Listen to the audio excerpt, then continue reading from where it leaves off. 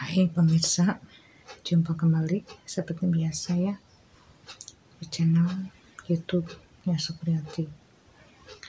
Oke, untuk hari ini saya belum bisa konten aneka kue pemirsa ya, karena butuh sejenak untuk healing, karena kita menghadapi hidup ya berat ya. Mudah-mudahan pemirsa semuanya dimanapun berada selalu dalam keadaan sehat walafiat dan dilancarkan segala urusannya, amin. Oke pemirsa, kita sharing pemirsa ya. Di siang hari ini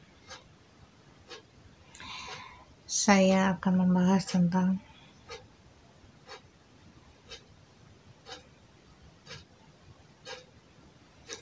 sesuatu hal yang harusnya menjadi sebuah keutamaan dalam hidup.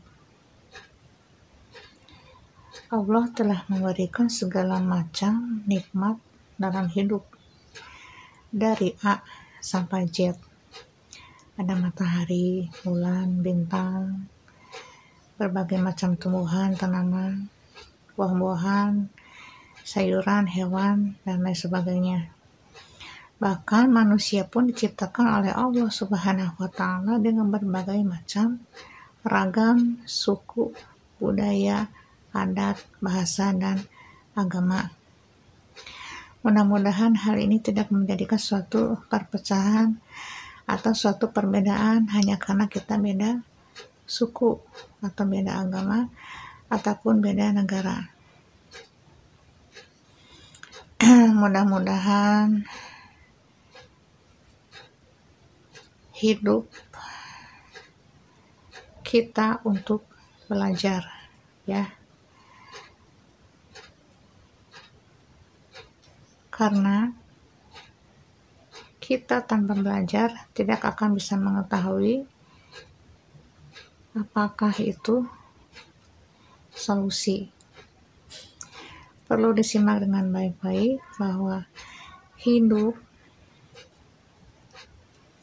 yang kita perankan dalam keseharian kita,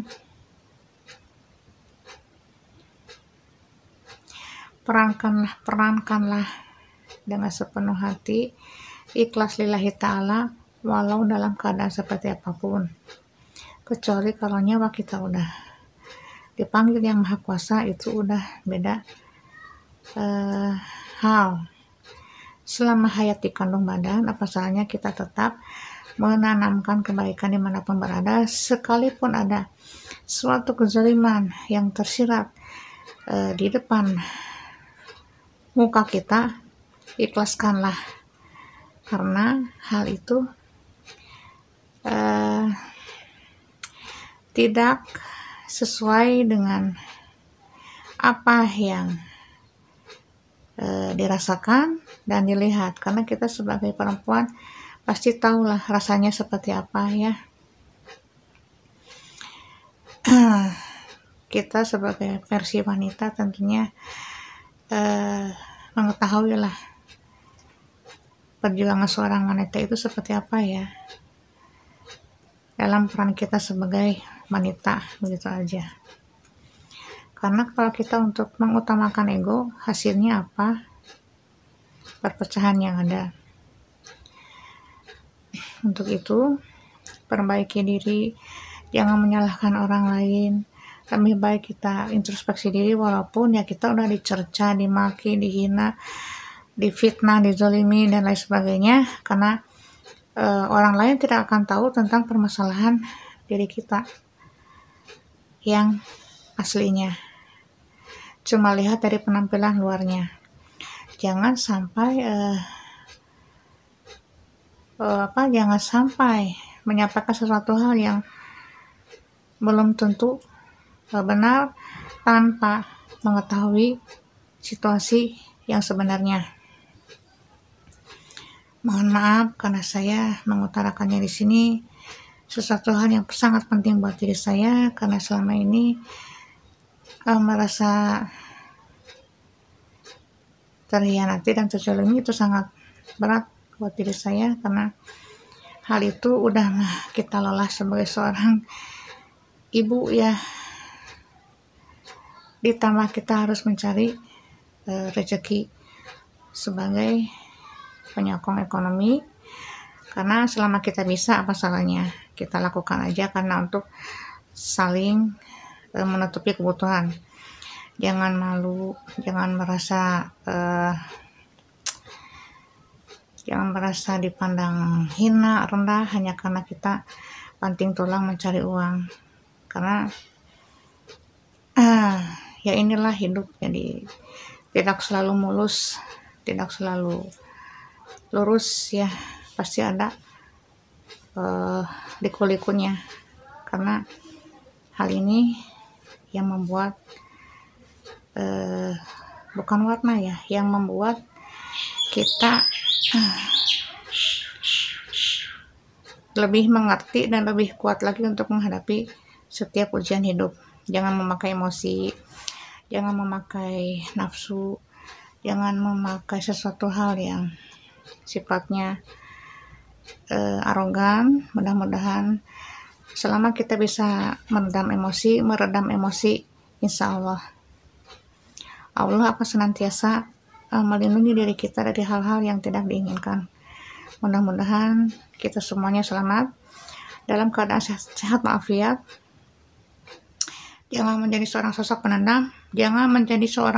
pendendam, walaupun diri kita ini udah terlalu sakit dalam hati, karena Allah pun tahu terzalimi itu sangat sakit sekali, karena kebaikan kita ternyata tidak dihargai. Begitu aja, karena permainan dari orang-orang yang ternyata mendustai dirinya sendiri dengan perbuatannya dia sendiri, itu lebih tajam daripada orang yang selama ini selalu jujur, mengalah, dan sabar. Jadi terlihat ya, dari awal memang sudah seperti itu, akhirnya pun akan seperti itu juga.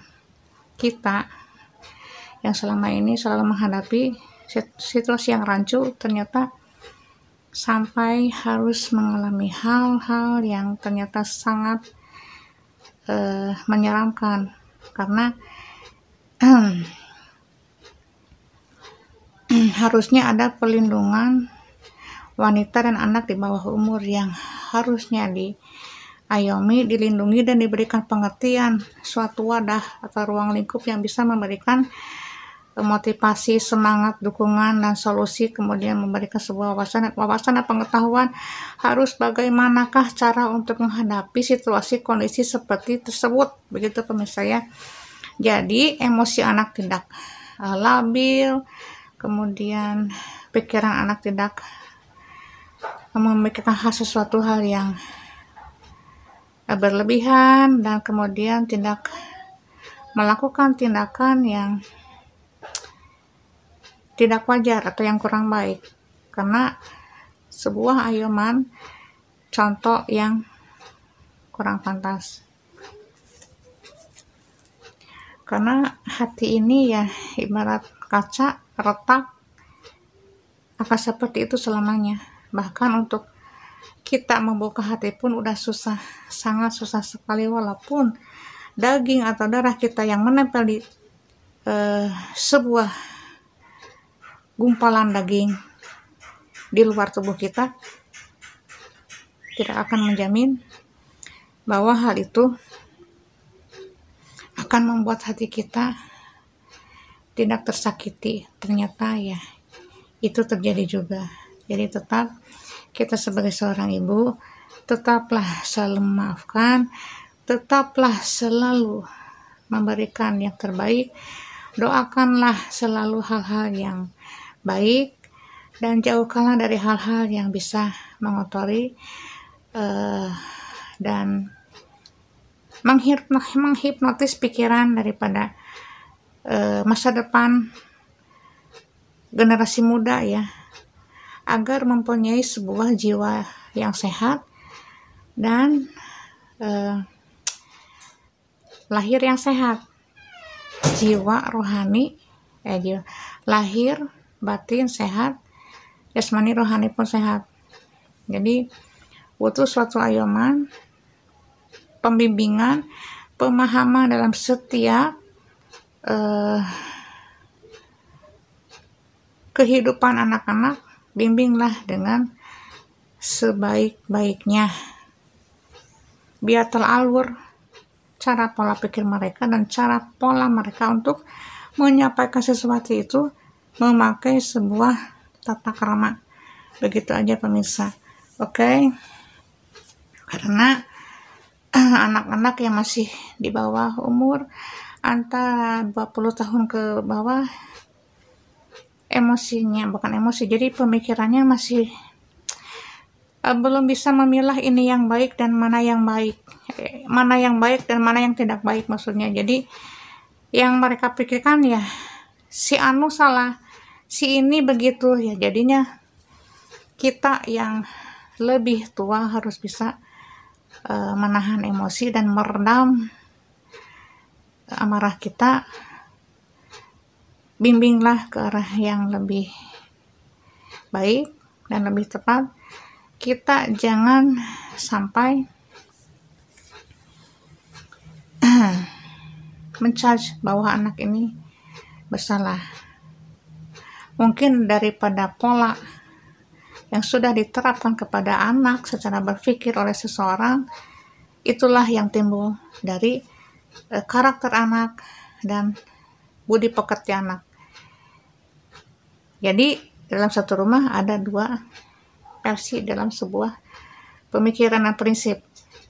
Yang satu meluruskan, yang satu membengkokkan. Nah, yang satu meluruskan susah, ternyata sudah rusak oleh yang membengkokkan. Itu dua kepala yang harusnya menjadi sebuah fondasi yang kuat untuk membesarkan anak-anak mereka dengan baik dan tepat. Oke, sekian dan terima kasih, semoga bermanfaat. Setidaknya bisa menghibur pemirsa ya, karena kita ya cuma bisa seperti ini, tidak lebih dan tidak kurang. Kekurangan milik saya, kelebihan milik Allah. Kita manusia tidak sempurna, kesempurnaan hanya milik Allah. Oke, terima kasih, bye.